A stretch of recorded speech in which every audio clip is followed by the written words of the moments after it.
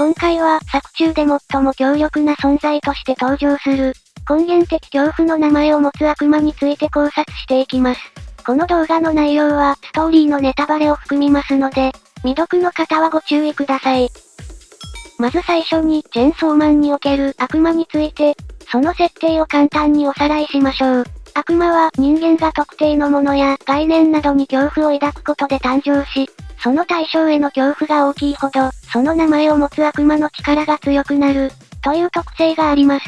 例えば、トマトを恐怖する人間の気持ちから生まれたのがトマトの悪魔ですが、トマトに強い恐怖心を抱く人間は少ないため、簡単に倒すことができます。また、人間の死体を乗っ取った悪魔は、魔人と呼ばれ、悪魔に乗っ取られた人間は、頭部に角や牙などが生えます。また、悪魔が魔人化すると、その能力が低下し、力も弱くなるという特徴があります。そして悪魔の設定で最も重要なのが、悪魔は地獄で生まれ、人間の世界で死ぬと地獄で蘇り、地獄で死ぬと再び人間界に現れる、というものです。これは簡単に言うと、悪魔は輪廻転生を繰り返しているということです。例えば物語の序盤で討伐されたゾンビの悪魔が、再び物語の終盤で登場しているのは、ゾンビの悪魔が地獄で死んで、再び人間界に蘇ったことを示しています。このように人間界に現れた悪魔は、少なくとも1回は、地獄での死を経験しています。つまり、作中でかなりの強さを誇っていた、獣の悪魔でさえ、人間界に姿を現している以上、一度は地獄で死んでいるということです。しかしながら悪魔の中には、一度も地獄で死を経験していない悪魔が存在しており、このような特別な悪魔たちを、根源的恐怖の名前を持つ悪魔と呼称しています。ちなみに根源的恐怖とは、人間が無知の状態ですら恐怖を抱く対象のことです。ちなみに作中で根源的恐怖の悪魔として登場したのは、闇の悪魔のみですが、ピンツイが根源的恐怖の悪魔たち、彼らと複数形で呼んでいることから、闇の悪魔と同等以上の強さを持つ悪魔が、複数存在しているものと考えられます。それではここから、どのような根源的恐怖の名前を持つ悪魔がいるのか、順番に考察を交えて見ていきましょう。ちなみにですが、牧誠支配の悪魔は、人間界に存在しているため、一度も死を経験していない超越者ではありません。1、闇の悪魔。まずは闇の悪魔です。先ほども解説したように、闇の悪魔は唯一超越者であることが確定している悪魔です。闇は太古の時代より人間が恐怖していた存在ですが、その登場シーンから、人間の理解が及ばないほどの強さであることが演出されています。実際に天使や多くの悪魔が束になっても全く歯が立たず、絶望的な力の差を見せつけました。あの牧魔でさえ、言って遅ければ致命傷を食らうほどでした。また、闇の悪魔の肉片を食べたサンタクロースが、これまでと比べ物にならないほど強化されていたのも、闇の悪魔の強さを証明しています。このように最強クラスの闇の悪魔ですが、チェンソーの心臓を手に入れて、さらなる自身の強化を図っていました。チェンソーマンは、超越者の枠組みには入りませんが、その強さを取り込もうとするほど、さらに強力な悪魔が存在していることを示唆しています。2、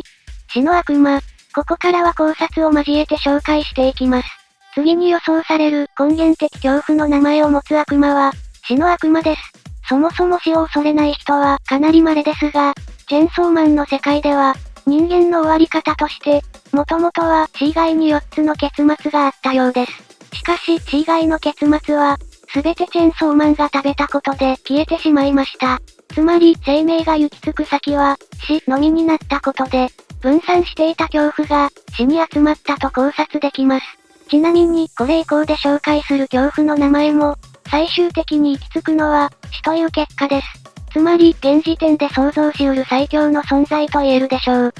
3、戦争の悪魔。次に予想されるのが、戦争の悪魔です。戦争の悪魔は、第一部の主要キャラクター、銃の悪魔や、爆弾の悪魔、また、他の武器人間たちの上位にあたる存在です。銃の悪魔や爆弾の悪魔はとても強力でしたが、仮に戦争の悪魔が存在するならば、桁違いに強いことが想像できます。一説では、旧石器時代から戦争という概念が存在していたとも言われているため、人類にとって根源的な恐怖となっていてもおかしくないでしょう。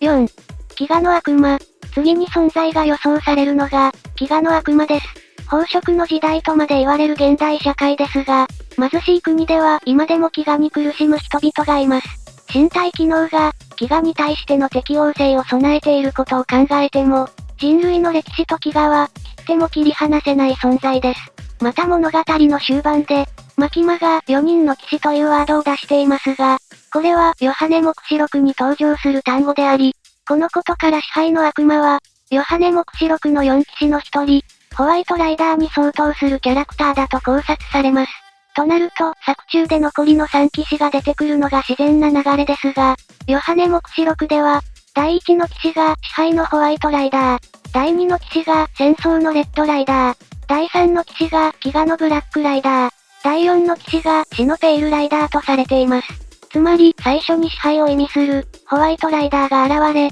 順に、戦争、飢餓、死が出現することになります。そのため、ホワイトライダーこと支配の次に出てくる、レッドライダーこと戦争までは、超越者ではない可能性もあります。作中でマキマは、死、戦争、飢餓を消し去りたいと話していたため、この3体の悪魔が出てくる可能性は高いものの、その全てが根源的恐怖の名前を持つ悪魔かどうかは、不透明です。5. 疫病の悪魔。次に存在の可能性が高いと考えられるのが、疫病の悪魔です。原因や治療法がない時代には、疫病の流行は歴史を変えるほどの影響力を持っていました。現代においても生活様式が変わる程度に影響力を持っていることは、多くの方が身をもって実感しているはずです。このように多くの人間の命を奪ってきた疫病には、数多くの人々の恐怖が集まっています。6. 災害の悪魔。また、災害の悪魔についても、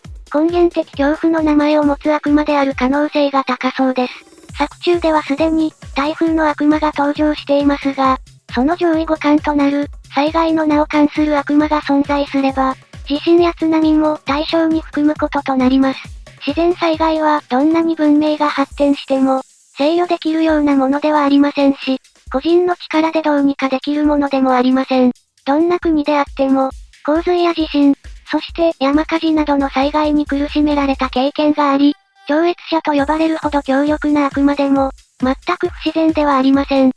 7. 悪魔の悪魔。最後に登場が予想される悪魔は、悪魔の悪魔です。チェンソーマンの世界では、悪魔が実際に存在しており、人々はそんな悪魔に頻繁に襲われています。つまり悪魔そのものを怖がる人間は非常に多い環境となっています。こうしたことから、悪魔の悪魔が存在すれば、闇の悪魔よりも格段に強力だと考察できます。また作中ではすでに、天使の悪魔が登場していることからも、その対極となる、悪魔の悪魔が存在することは間違いないでしょう。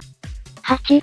その他、今まで出てきてない悪魔で、昔から恐怖されていて強そうな悪魔というと、火の悪魔もかなり強そうですが、多くの動物は怖がりますが、日常的に火を使っている現代では、そこまで怖がる人はいないかな、と含めませんでした。以上、今回は、根源的恐怖の名前を持つ悪魔を7体考察しました。強さの上位トップ3を考えると、1位、悪魔の悪魔、2位、闇の悪魔、3位、死の悪魔、になるかと思いますが、皆さんの考えるランキングもぜひコメント欄で教えてください。それでは最後までご視聴ありがとうございました。このチャンネルでは、チェンソーマンについて考察や解説をしています。チェンソーマン好きの方のチャンネル登録をお待ちしています。また次の動画でお会いしましょう。